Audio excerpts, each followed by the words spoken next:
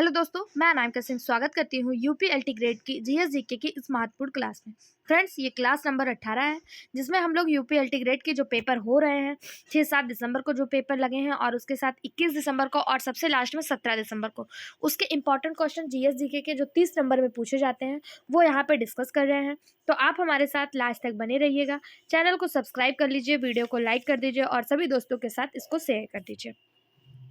आज हम लोग राजकीय आश्रम पद्धति परिवक्ता परीक्षा 2009 समान अध्ययन के प्रीवियस ईयर क्वेश्चन सॉल्व करेंगे। अब आप सोच रहे हैं कि हम लोग अगर एलटी के लिए सोच रहे हैं, एलटी के लिए पढ़ रहे हैं तो इसको क्यों सॉल्व करें, क्योंकि ये एग्ज़ाम भी आपको यूपी पीएससी के द्वारा कराया जाता है और यूपी पीएससी ही आपका एलटी ग्रेड जीआईसी के भी एग्ज़ाम लेती है।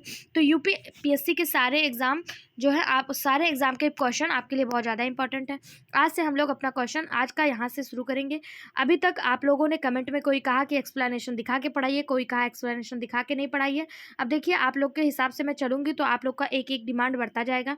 अब मैं आप लोगों को क्वेश्चन पढ़ाऊँगी और एक्सप्लेनेशन बाद में शो कर दूँगी थोड़ा सा, और बाकी अगर किसी को एक्सप्लेनेशन पढ़ना है तो वो हमारे टेलीग्राम चैनल से PDF प्राप्त कर लेगा, वहाँ से एक्सप्लेनेशन जो है वो पढ़ लेगा। ठीक है, अब मैं अपने अकॉर्डिंग आप लोग को समझाना कैसे, पढ़ाना कैसे, उस हिसाब से पढ़ाऊँगी। ठीक, पहला क्वेश्चन है, भारतीय राष्ट्रीय कांग्रेस की प्रथम महिला अध्यक्ष कौन थी? विजय लक्ष्मी पंडित, सरोजनी नायडू, एनी बेसेंट या सुचिता कृपलानी? फ्रेंड्स, इसका सही जवाब ऑप्शन ए हो जाएगा, ऑप्शन सी हो जाएगा। भारतीय राष्ट्रीय कांग्रेस की पहली महिला अध्यक्ष एनी बेसेंट थी। इन्होंने 1917 में आईएनसी की अध्यक्षता की हुई थी। यही क्वेश्चन अगर आपसे घुमा के पूछ लिया जाए कि भारतीय राष्ट्रीय कांग्रेस की पहली भारतीय महिला अध्यक्ष कौन थी, तो आपका ऑप्शन चेंज होकर ऑप्शन बी हो जाएगा, सरोजनी नायडू, क्योंकि यह पहली भारतीय महिला थी जिन्होंने 1925 में भारतीय इंडियन नेशनल कांग्रेस यानी भारतीय राष्ट्रीय कांग्रेस की अध्यक्षता की थी। ये प्रथम महिला थी और प्रथम भारतीय महिला थी। अगर प्रथम महिला पूछ लिया जाए तो एनी बेसेंट जो हो जाएंगी, जिन्होंने 1917 के कांग्रेस के 32वें अधिवेशन का जो कलकत्ता में हुआ था उसकी अध्यक्षता की हुई थी। एनी बेसेंट कौन थी? तो ये भारतीय नहीं थी बल्कि ये आयरिश थी। और सरोजनी नायडू जी जो है ये भारतीय थी और इन्होंने 1925 के कानपुर अधिवेशन की अध्यक्षता करी थी। ठीक, ऑप्शन सी इसका सही जवाब हो जाएगा। ये इसका एक्सप्लेनेशन है, आप देख लीजिएगा। अगला क्वेश्चन, पाकिस्तान की मांग मुस्लिम लीग के द्वारा किस वर्ष में की गई? 1938, 1940, 1941 या 1946? 1938, 1940, 1941 या 1946? मुस्लिम लीग की मांग जो है, पाकिस्तान की मांग मुस्लिम लीग के द्वारा 1940 में की गई थी। कब की गई थी? 23 मार्च 1940 को। 23 मार्च 1940 ईस्वी को मुस्लिम लीग का अधिवेशन लाहौर में हुआ। इसकी अध्यक्षता जो है मोहम्मद अली जिन्ना के द्वारा की जा रही थी। इसी अधिवेशन में इन्होंने भारत से अलग एक पाकिस्तान की मांग का प्रस्ताव रखा। इस प्रसिद्ध प्रस्ताव का प्रारूप जो है सिकंदर हयात खान ने बनाया था। इसे फजलुल हक ने प्रस्तुत किया था और खलील जुम्मो ने इसका समर्थन किया था। बनाया किसने? प्रारूप हयात खान ने, सिकंदर हयात खान। इसको प्रस्तुत किसने किया? फजलुल हक। किसकी अध्यक्षता में? मोहम्मद अली जिन्ना की अध्यक्षता में, यानी इसके हेड जो थे वो मोहम्मद अली जिन्ना थे।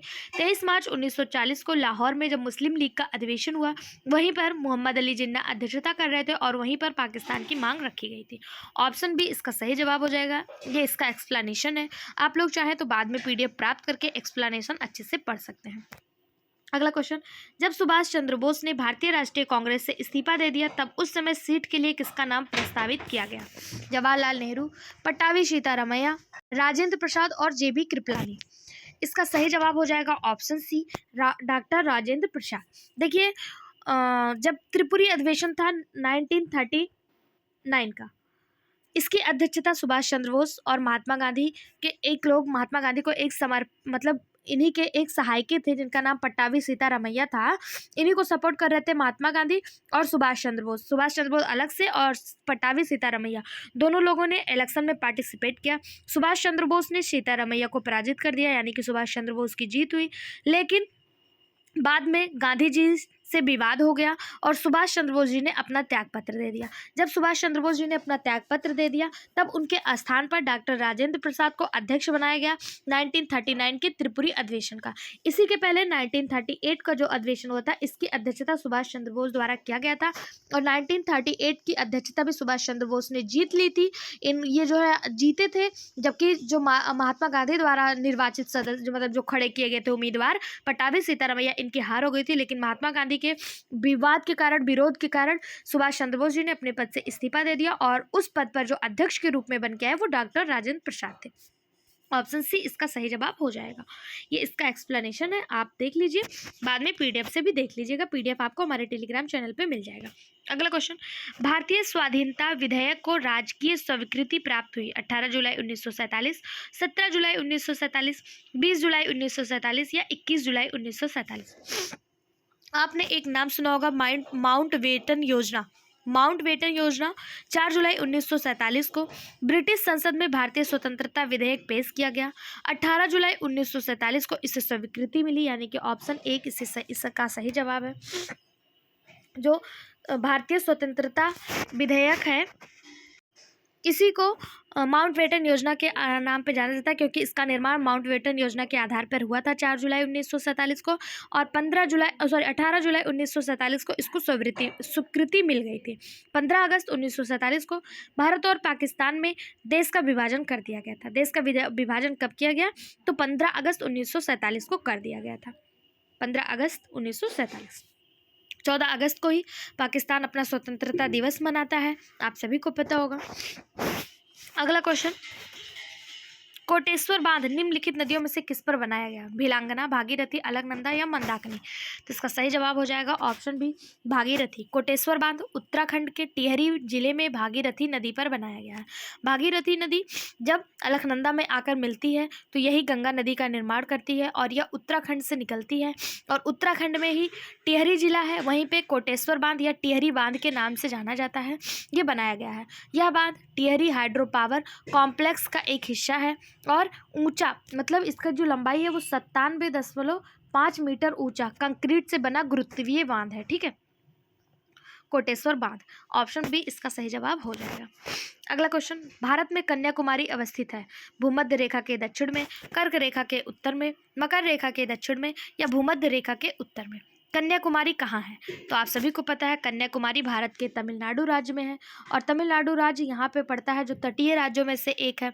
यहीं पे कन्याकुमारी जो है वो स्थित है और इसी के नीचे जो है यहाँ पे भूमध्य रेखा जाती है, तो ये भूमध्य रेखा के उत्तर में स्थित है, ऊपर वाले हिस्से को उत्तर कहा जाता है।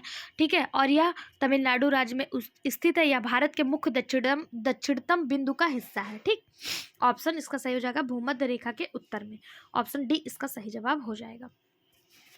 अगला क्वेश्चन है, कंचनजंगा शिखर स्थित है नेपाल में, चीन में, भारत में या भूटान में?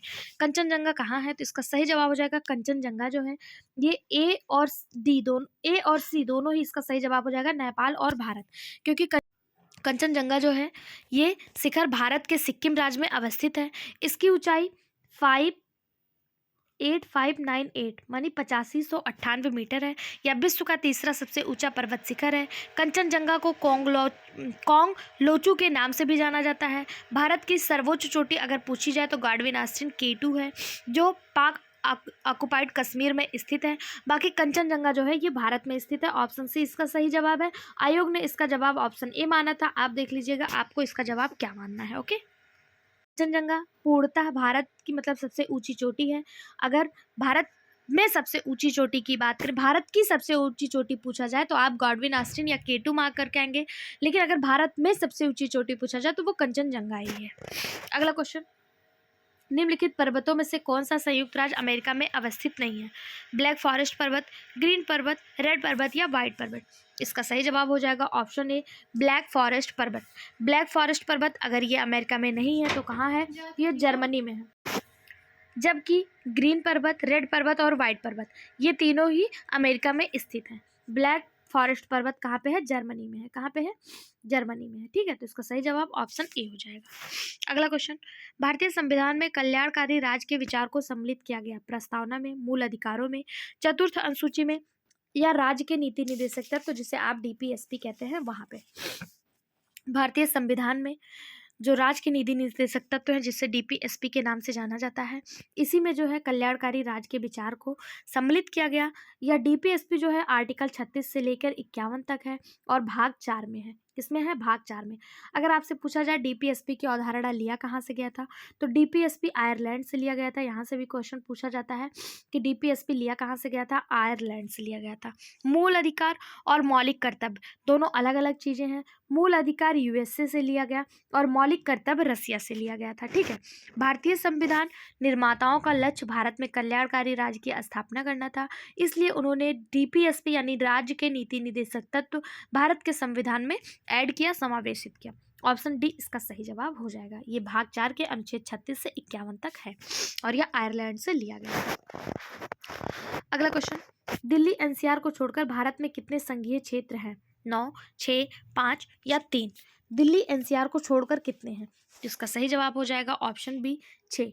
प्रश्नकाल यानी कि जब ये प्रश्न पूछा गया था, दिल्ली एनसीआर को छोड़कर 6 संघीय क्षेत्र विद्यमान थे, जबकि 2019 में जम्मू कश्मीर का जब पुनर्गठन हुआ, उसके बाद जम्मू और कश्मीर को 2 भागों में विभाजित कर दिया गया, जिसमें जम्मू और कश्मीर तथा लद्दाख में विभाजित हुआ संघीय राज्य क्षेत्र का दर्जा प्रदान किया गया। इसके पश्चात संघ शासित प्रदेशों की संख्या जो है वो 9 हो गई, लेकिन जब 26 जनवरी सन 2020 को 2 संघ शासित प्रदेश दादर नागर हवेली आपस में मर्ज किया गया। उसके बाद जो आपका केंद्र शासित प्रदेश है, ये संघीय क्षेत्र इन्हीं को कहा जाता है, केंद्र शासित प्रदेश को। दादर नागर हवेली और दमन दीव जब आपस में मर्ज हुए तो ये संघ शासित प्रदेशों की संख्या घटकर 8 रह गई। ठीक है, तो इसका सही जवाब अगर वर्तमान में पूछा जाएगा तो 8 है।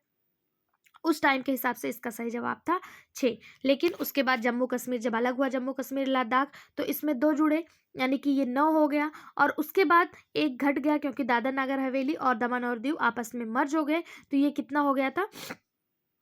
8 हो गया। ठीक है, वर्तमान में कितना है? 8 केंद्र शासित प्रदेश और 28 राज्य वर्तमान में भारत में है। अगला, इनमें से कौन सा मूल अधिकार नहीं है? शोषण के विरुद्ध अधिकार, समान कार्य के लिए समान वेतन, कानून की सक्षम समानता, धार्मिक स्वतंत्रता का अधिकार। इनमें से कौन सा मूल अधिकार नहीं है? तो शोषण के विरुद्ध अधिकार, कानून के समक्ष समानता, धार्मिक स्वतंत्रता का अधिकार, ये सब मूल अधिकारों में से एक है। बाकी समान कार्य के लिए समान वेतन, ये मूल अधिकार नहीं है। मूल अधिकार क्या होता है? तो राज्य के प्रत्येक नागरिक, चाहे वो पुरुष हो चाहे मूल अधिकार वो होता है जिन अधिकारों को आप कानून से लड़ाई करके या जो अधिकार आपको नहीं मिल रहा है तो उनके प्रति केस करके आप उन अधिकारों को प्राप्त कर सकते हैं। जिसमें से शोषण के विरुद्ध अधिकार जो आर्टिकल 23-24 में दिया है, ऐसे भी पूछ सकता है कि शोषण के विरुद्ध अधिकार आर्टिकल नंबर कितने में दिया है? तो शोषण के विरुद्ध अधिकार आर्टिकल नंबर 23-24 में दिया है। वहीं पे अगर समानता का अधिकार जो है ये आर्टिकल 14 में दिया गया है, कानून के समक्ष समता 14 में, और धार्मिक स्वतंत्रता का अधिकार ये आर्टिकल 25 से लेकर 28 तक दिया गया है, जहां लोग अपने धर्म के हिसाब से सभाएं कर सकते हैं, स्कूल का निर्माण कर सकते हैं बिना देश को नुकसान पहुंचाए। ठीक है, और बात करें अगर समान कार्य के लिए समान वेतन, मतलब चाहे वो स्त्री हो चाहे पुरुष हो, अगर वो लोग कार्य कर रहे हैं, एक ही कार्य कर रहे हैं, तो दोनों का वेतन एक समान होना चाहिए। ये उल्लेख भारत के संविधान के भाग 4 अनुच्छेद 39A में दिया गया है, 39 घ में दिया गया है। तो भाग 4 आप सभी को पता है डीपीएसपी यानी राज्य के नीति निर्देशक तत्वों से संबंधित है, तो इसका उल्लेख जो है वो मूल अधिकार में नहीं बल्कि राज्य के नीति निर्देशक तत्वों में शामिल है। ठीक है, अगला क्वेश्चन, निम्नलिखित में से कौन ग्राम पंचायतों की आय का साधन नहीं है? आय का साधन नहीं है, इस नई वर्ड पे आपको बहुत ज़्यादा ध्यान देना है क्योंकि यहाँ से आता हुआ क्वेश्चन भी गलत हो जाता है। पहला है राज्य सरकार द्वारा अनुदान, कृषि आय पर कर, ऐच्छिक दान या उपहार, और अगला है, एक मिनट, संपत्ति, जानवर और वाहन पर कर। पूछा है कौन सा ग्राम पंचायतों की आय का साधन नहीं है? तो राज्य सरकार द्वारा अनुदान ये है, कृषि आय पर कर यही जो है, ये जो है जीएसटी जो कृषि पर लगता है, ये ग्राम पंचायतों के आय का स्रोत नहीं है। राज्य सरकार द्वारा अनुदान, ऐच्छिक दान या उपहार, संपत्ति, जानवर व वाहन पर कर, जबकि कृषि आय जो है ये राज्य सरकार के आय का स्रोत होता है। ठीक है, कैसा होता है? राज्य सरकार के आय का स्रोत होता है, बाकी ये तीनों जो है वो ग्राम पंचायतों के आय का स्रोत है। अगला क्वेश्चन, भारतीय रिजर्व बैंक ने मार्च 2015 में 10 लाख तक के गृह ऋण के नियमों में ढील दी है। इकाई की लागत में अब बैंकों को निम्नलिखित में से सम्मिलित करने की अनुमति दी गई: पंजीकरण शुल्क, स्टाम्प शुल्क, दलाली, ए और बी दोनों। इसका सही जवाब हो जाएगा ऑप्शन डी, ए और बी दोनों। पंजीकरण शुल्क और स्टाम्प शुल्क। भारतीय रिजर्व बैंक ने मार्च 2015 में 10 लाख रुपए तक के गृह ऋण के नियमों में ढील दी है। इकाई की ताकत में अब बैंकों को पंजीकरण शुल्क तथा स्टाम्प शुल्क दोनों को सम्मिलित करने की अनुमति दी गई है। ऑप्शन बी इसका मतलब ऑप्शन डी इसका सही जवाब हो जाएगा कि ए और बी दोनों ही सही है। अगला क्वेश्चन, संघीय बजट 2015-16 में संपत्ति कर को समाप्त करने का प्रस्ताव किया गया, परंतु 1 करोड़ रुपए से अधिक आय वाले को अतिरिक्त भुगतान करना होगा। इस अतिरिक्त भुगतान की दर क्या है? 1%, 2%, 3% या 4%? इसका सही जवाब हो जाएगा ऑप्शन बी 2%। संघीय बजट 2015-16 में संपत्ति कर को समाप्त करने का प्रस्ताव दिया गया। 1 करोड़ रुपए से अधिक आय वाले को अतिरिक्त भुगतान करना होगा। इस अतिरिक्त भुगतान की जो दर है वो 2% है। ऑप्शन बी इसका सही जवाब हो जाएगा। अगला क्वेश्चन, निम्नलिखित में से प्रत्येक वर्ष 22 अप्रैल को कौन सा दिवस मनाया जाता है? दिवस से एक न एक क्वेश्चन आपको हर एग्जाम में देखने को मिलता है। तो 22 अप्रैल को कौन सा दिवस मनाया जाता है? एक होता है 22 मार्च, फिर आता है 22 अप्रैल, फिर आता है 22 मई। तीनों में ही कुछ ना कुछ इंपॉर्टेंट दिवस मनाए जाते हैं। अगर 22 अप्रैल आपसे पूछा है तो 22 अप्रैल को जो मनाया जाने वाला दिवस, 22 अप्रैल ही पूछा ना? हाँ, 22 अप्रैल को जो मनाने वाला दिवस है ये पृथ्वी दिवस है। 22 मार्च को जल दिवस मनाया जाता है और 22 मई को जैव विविधता दिवस मनाया जाता है। 22 मार्च जल दिवस, 22 अप्रैल पृथ्वी दिवस और 22 मई जैव विविधता दिवस के रूप में सेलिब्रेट किया जाता है। वहीं पे जो आपके सामने दिया पर्यावरण दिवस, तो पर्यावरण दिवस भी कभी कभी पूछ लेता है। पर्यावरण दिवस 5 जून, स्वास्थ्य दिवस 7 अप्रैल और ओजोन दिवस जो है ये 16 सितंबर को मनाया जाता है, क्योंकि इसी दिन जो है ओजोन को लेके एक ऑर्गेनाइजेशन का गठन हुआ था 16 सितंबर को। उसी के लिए 16 सितंबर को ओजोन दिवस मनाया जाता है। ठीक है, यहाँ पे देख लीजिए, जल दिवस 22 मार्च, जैव विविधता 22 मई, पर्यावरण दिवस 5 जून, पृथ्वी दिवस 22 अप्रैल, स्वास्थ्य दिवस 7 अप्रैल और ओजोन दिवस 16 सितंबर। अगला क्वेश्चन, केंद्रीय प्रदूषण नियंत्रण बोर्ड ने मार्च 2015 में निम्नलिखित शहरों में से किसको देश का सर्वाधिक प्रदूषित शहर बताया है? नागपुर, मुंबई, दिल्ली या गुड़गांव। 2015 में सबसे प्रदूषित शहर कौन सा था? तो इसका सही जवाब हो जाएगा ऑप्शन सी, दिल्ली। 2015 में जो है केंद्रीय प्रदूषण नियंत्रण बोर्ड के द्वारा एक डाटा जो है जारी किया जाता है हर साल, जिसमें प्रदूषित शहर और स्वच्छ शहरों की जो है गुणवत्ता बताई जाती है। इसमें सबसे प्रदूषित शहर जो था वो दिल्ली था। विश्व वायु गुणवत्ता रिपोर्ट भी एक आती है, जिसमें 2020 के अनुसार सबसे प्रदूषित देश में से बांग्लादेश था और सबसे प्रदूषित राजधानी में से हमारे भारत की राजधानी दिल्ली थी। ठीक है, अभी भी दिल्ली ही है। और सबसे स्वच्छ शहर सूरत है, इंदौर और सूरत है।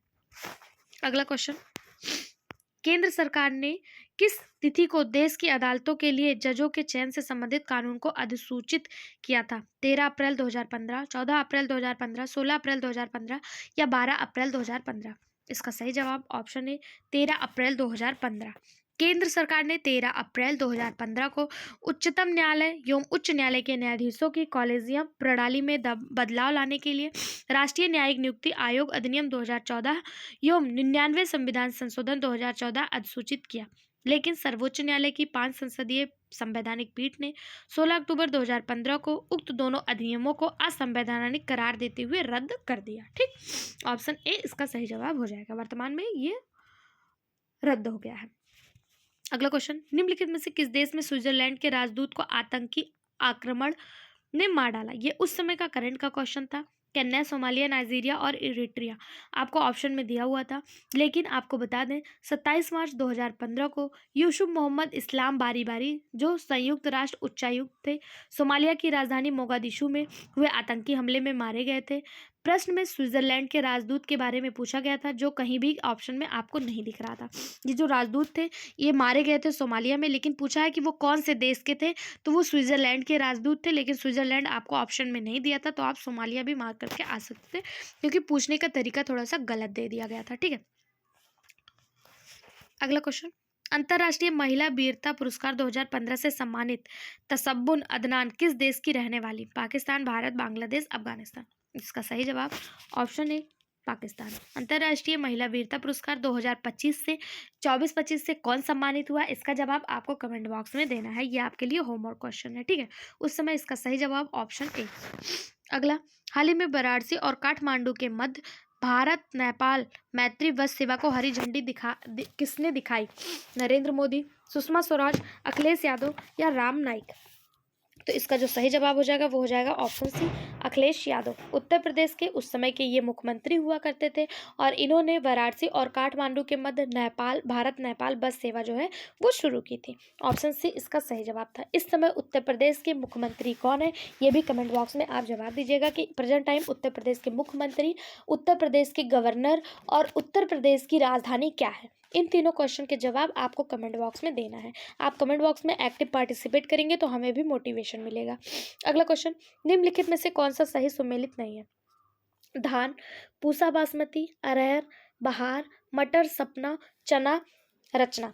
यहाँ पे फसलें दी हुई हैं और उनकी प्रजातियां दी हुई हैं। पहला दिया है धान, क्या धान पूसा बासमती है? बिल्कुल सही बात है। धान की एक वैरायटी है, धान की एक प्रजाति है पूसा बासमती। पूसा तो नहीं, लेकिन बासमती का चावल आप सभी ने सुना होगा, तो ये धान की ही है। अरहर, बहार, ये भी बिल्कुल सही है। अरहर की पूसा 992 यानी 1992, MA6 GAUT 001E और बहार, ये सारी अरहर की प्रजातियां होती हैं। मटर की सपना, रचना, अर्पणा, ये मटर की होती हैं। चना की रचना नहीं होती है। चना रचना किसकी होती है? मटर की होती है। चना की कौन सी होती है? चना की सम्राट हो गई, चमत्कार हो गए, राधे हो गया, विशाल हो गया, उदय हो गया, ये सब चना की होती हैं, ठीक है। रचना जो है वो मटर की है। तो ऑप्शन डी ही आपका सही हो जाएगा, क्योंकि यहाँ पे पूछा कौन सा सही सुमेलित नहीं है। गलत होते हुए भी यही सही जवाब हो जाएगा। यहाँ पे आप देख लीजिए, धान की पूसा बासमती, अरहर की पूसा 992 MA6 और GAUT 001E बहार और बहार, मटर की सपना, रचना, अर्पणा, पूसा चना जो है पूसा 226 के 850, सम्राट, पूसा, चमत्कार, राधे, विशाल, उदय, ये चना की है। अगला क्वेश्चन, भारतीय कृषि प्रणाली अनुसंधान संस्था स्थित है? भारतीय कृषि प्रणाली अनुसंधान संस्था कहाँ स्थित है? लुधियाना, करनाल, मेरठ या रांची? तो सही जवाब ऑप्शन सी, मेरठ। भारतीय कृषि प्रणाली अनुसंधान संस्था मेरठ के मोदीपुरम में स्थित है। मेरठ कहाँ है? तो यह उत्तर प्रदेश में स्थित है, ठीक है। अगला क्वेश्चन, मक्का, गेहूं, देर से गन्ना, पैडी, गेहूं फसल चक्र है। मक्का, गेहूं, देर से गन्ना, पैडी, गेहूं फसल चक्र है। ये क्या पूछा है? 1 वर्ष का, 2 वर्ष का, 3 वर्ष का या 4 वर्ष का? मक्का, गेहूं, गन्ना, अच्छा, यहाँ पे पूछा जा रहा है कि मक्का, गेहूं, गन्ना, फिर पेड़ी, मतलब गन्ने की जो पेड़ी होती है, फिर गेहूं, इन सभी के फसल चक्र को क्या कहा जाता है? तो इसका सही कितने वर्ष का है? तो इसका सही जवाब हो जाएगा ऑप्शन सी, ये 3 वर्ष का है। किसी निश्चित क्षेत्र में एक निश्चित अवधि में फसलों का इस क्रम में उगाया जाना, उर्वरा शक्ति का कम से कम हास्य होता है, इसे फसल चक्र कहते हैं। यानी कि एक ही खेत है, उसी को मान लीजिए आपके पास ये खेत है, इसी में आपने पहले मक्का बैठाया, फिर मक्का को काटा तो गेहूँ डाला, गेहूँ को काटा तो पेड़ी डाला, पेड़ी को डाला तो गन्ना हुआ, गन्ने को काटा तो गेहूँ हुआ। इस फसल चक्र को कितने वर्ष लगते हैं? इसको जो दोहराने में 3 वर्ष लगते हैं, ठीक है। अगला क्वेश्चन, निम्नलिखित विटामिनों में से कौन सा एक अच्छे आहार द्वारा प्राप्त नहीं किया जा सकता? Vitamin B, vitamin E, vitamin D, vitamin K. कौन सा वो विटामिन है जो आहार द्वारा प्राप्त नहीं किया जा सकता? तो आप सभी को पता है विटामिन डी, ये हमें सूर्य के प्रकाश से प्राप्त होता है। इसका रासायनिक नाम कैल्सीफेरॉल है। ये आहार के द्वारा प्राप्त नहीं किया जाता है, क्योंकि यह संश्लेषण जंतु स्वयं अपनी त्वचा के द्वारा करता है। और कैसे करता है? तो सूर्य के प्रकाश से करता है, ठीक है। इसलिए इसे धूप का विटामिन भी कहा जाता है। इसकी कमी से रिकेट्स रोग जो है बच्चों में होता है, और बड़ों में ऑस्टियोमलेशिया नामक रोग जो है वो बड़ों में देखने को मिलता है। इसका साइंटिफिक नाम कैल्सीफेरॉल है। अगर आपसे विटामिन बी का साइंटिफिक नेम पूछ दे तो विटामिन बी का साइंटिफिक नेम थायमीन है। विटामिन बी अपने आप में एक कॉम्प्लेक्स है, जैसे vitamin B1, vitamin B2, vitamin B3, vitamin B4, इस तरह से ये एक कॉम्प्लेक्स है। B1 को थायमीन, B2 को वेरी, B3 को नियासिन या निकोटिनामाइड, इस तरह से इनके अलग अलग नाम हैं। विटामिन ई को टोकोफेरॉल के नाम से जाना जाता है। विटामिन के को विटामिन बी के कॉम्प्लेक्स की बात करें तो विटामिन B1 को थायमीन, विटामिन B2 को राइबोफ्लोविन, विटामिन B3 को नियासिन या निकोटिनामाइड कहते हैं, विटामिन B5 को पेंटाथोनिक एसिड, आप कहीं अलग से कॉपी में इसको लिख लीजिए क्योंकि यहाँ से भी नाम आते हैं, विटामिन B6 को पायरिडॉक्सिन, विटामिन B6 को पायरिडॉक्सिन, V7 को बायोटिन, B9 को फोलिक एसिड या फोलेट कहते हैं और B12 को कोबालामिन के नाम से जाना जाता है। B12 को कोबालामिन या कहीं कहीं साइनोकोबालामिन भी लिखा रहता है। Vitamin B1 thiamine, B2 riboflavin, B3 niacin, B4 pantothenic acid, B5 pyridoxine और B7 biotin, B6 pyridoxine, B7 biotin, V9 folic acid और V12 कोबालामिन। विटामिन ए को क्या कहते हैं? विटामिन ए को रेटिनॉल के नाम से जाना जाता है। विटामिन ए को किस नाम से जाना जाता है? रेटिनॉल के नाम से जाना जाता है। विटामिन बी को थायमीन के नाम से जाना जाता है। विटामिन सी को स्कॉर्बिक एसिड के नाम से जाना जाता है और विटामिन डी को कैल्सीफेरॉल के नाम से जाना जाता है। ठीक है, अगला क्वेश्चन, एक मानव कंकाल में हड्डियों की संख्या कितनी होती है? यानी कि यहाँ पे पूछा है कि ह्यूमन में हड्डियों की संख्या कितनी होती है, तो इसका सही जवाब ऑप्शन ही हो जाएगा 206। लेकिन जब यही व्यक्ति शिशु अवस्था में रहता है तो इसमें टोटल 300 हड्डियां रहती हैं। कितनी? 300 हड्डियां रहती हैं। समस्त हड्डियों में सबसे छोटी हड्डी तो कान की हड्डी होती है जिसे स्टेपीज के नाम से जाना जाता है, और सबसे बड़ी जो हड्डी होती है वो फीमर होती है जो हमारे जांघ में पाई जाती है। सबसे बड़ी हड्डी जांघ की हड्डी फीमर और सबसे छोटी हड्डी स्टेपीज जो कान की हड्डी होती हैं। टोटल हड्डियां 206, बच्चों में 300 हड्डियां होती हैं। अगर आपसे पूछ ले सबसे मजबूत हड्डी तो जबड़े की हड्डी होती है जिसे जैबोन के नाम से जाना जाता है। जबड़े की हड्डी सबसे मजबूत हड्डी होती है। और अगर पूरे ह्यूमन बॉडी में सबसे मजबूत परत पूछी जाए तो इनेमल की होती है जो हमारे दांतों पे होती है। इनेमल की परत ये सबसे मजबूत होती है और ये हमारे दांतों पे पाई जाती है। ठीक है, क्या हो रहा है? ठीक है, और बाकी हड्डियों से क्या क्वेश्चन पूछता है तो कभी कभी पूछ लेता है कि कपाल में कितनी हड्डियां हैं, तो कपाल में टोटल 29 हड्डियां हैं जिसमें 14 फेस के हैं, बाकी कान और हेड के मिला के टोटल 29 हैं। और अगर पूछ लिया जाए कि जो हमारा ये वक्ष स्थल होता है, जो हमारा ये सीने वाला भाग होता है, इसमें कितने जो होते हैं हड्डियां होती हैं, तो इसमें कितने रिब्स होते हैं, तो टोटल 12 रिब्स होते हैं जिसमें से 2 जो होते हैं वो फ्लोटिंग रिब्स होते हैं। ये 12 पेयर में होते हैं। ठीक है, टोटल 24 होते हैं। अगला क्वेश्चन, लेजर एक स्रोत है विद्युत धारा का, ध्वनि का, प्रकाश का या उष्मा का? लेजर किसका स्रोत है? तो इसका सही जवाब हो जाएगा ऑप्शन सी, प्रकाश का। लेजर या इसी को लेजर के नाम से जाना जाता है, LASER ये होता है। ठीक है, इसका फुल फॉर्म होता है light amplification by stimulated emission of radiation. ठीक है, इसका मतलब क्या है? तो इसका मतलब है विकिरण से प्रेरित उत्सर्जन द्वारा प्रकाश तरंगों का प्रवर्धन। लेजर लाइट आप सभी ने देखा होगा जिसमें रेड कलर के मतलब अलग अलग रंग के ऐसे प्रकाश निकलते हैं, इसी को लेजर लाइट कहा जाता है। यह एक ऐसी युक्ति है जिसके द्वारा एक वर्णी कला संबंध तथा तीक्ष्ण प्रकाश पुंज प्राप्त किया जाता है। कला संबंध मतलब समझ रहे हैं? जैसे आप लोगों ने आजकल मेले वगैरह में, या राम मंदिर अभी बहुत ज़्यादा चर्चा में है, तो अभी जब झंडारोहण हुआ था तो आप लोगों ने देखा होता कि आसमान में ऊपर अलग अलग प्रकार की कलाकृतियाँ बनाई जा रही हैं, तो यह इसी लेजर लाइट के माध्यम से बनाया जाता था। इसका उपयोग जो है औद्योगिक क्षेत्र में किया जाता है, रासायनिक क्षेत्र में किया जाता है, चिकित्सा के क्षेत्र में किया जाता है, क्योंकि कई सारे लाइटों को एक जगह स्टोर करके एक पॉइंट के माध्यम से भी इसको निकाला जा सकता है ना, एक पुंज के रूप में भी। तो इसलिए इसका उपयोग चिकित्सा के क्षेत्र में, सूचना तकनीकी के क्षेत्र में किया जाता है। ठीक है, ऑप्शन सी इसका सही जवाब हो जाएगा। ये प्रकाश का एक अच्छा स्रोत है। अगला क्वेश्चन और बहुत ज़्यादा इंपॉर्टेंट क्वेश्चन, यहाँ से लगभग हर एग्जाम में क्वेश्चन देखने को मिलता है कि पानी का अधिकतम घनत्व कितना है, और हम लोग अज्ञानवश या ना समझवश लगा के चले आते हैं 0 डिग्री सेल्सियस। 0 डिग्री सेल्सियस में पानी बर्फ बन जाती है और हमें लगता है कि पानी का सबसे अधिकतम घनत्व यही है, लेकिन पानी का सबसे अधिकतम घनत्व जो होता है वो 4 डिग्री सेल्सियस होता है। 4 डिग्री सेल्सियस पर जल का घनत्व अधिकतम व आयतन जो है वो सबसे न्यूनतम हो जाता है। अगर पूछ ले कि पानी का सबसे न्यूनतम आयतन कितना है तो भी 4 डिग्री सेल्सियस होगा। इस पर क्या होता है, पानी हल्का हल्का बर्फ बनना शुरू हो जाता है। यह ताप के सापेक्ष सामान्य प्रसार प्रदर्शित करता है। ताप कम करने पर 4 डिग्री सेल्सियस तक तो इसके आयतन में कमी और घनत्व में वृद्धि देखने को मिलती है, परंतु इससे और कम तापमान होने पर इसके आयतन में वृद्धि और घनत्व में कमी देखने को मिलती है। यही कारण है कि इसका ठोस रूप बर्फ, इसके द्रव रूप जल में तैरता रहता है। आप लोगों ने देखा होगा कि कभी कभी ऊपर बर्फ की परतें पाई जाती हैं और नीचे मछलियाँ, शैवाल, एल्गी वगैरह ये सब रहता है समुद्र की तली में, और ऊपर बर्फ रहता है, नीचे पानी। ये बर्फ टूटता है तो नीचे पानी पानी ही मिलता है। आप लोगों ने वीडियो वगैरह में भी देखा होगा। क्यों होता है? क्योंकि बर्फ जो है 4 डिग्री सेल्सियस पे जमना जो है वो शुरू कर देता है, और नीचे जो है वो 4 डिग्री सेल्सियस से कम टेम्परेचर रहता है, इसलिए यहाँ पे पानी रहता है, ऊपर ऊपर बर्फ पाया जाता है। ठीक है, ऑप्शन बी इसका सही जवाब हो जाएगा। अगला क्वेश्चन, एक त्रिभुज ABC की भुजा BC पर D एक बिंदु है जो कि AD कोण ABC का अर्धक है, तब क्या होगा? ये मैथ का क्वेश्चन है, आप देख लीजिए।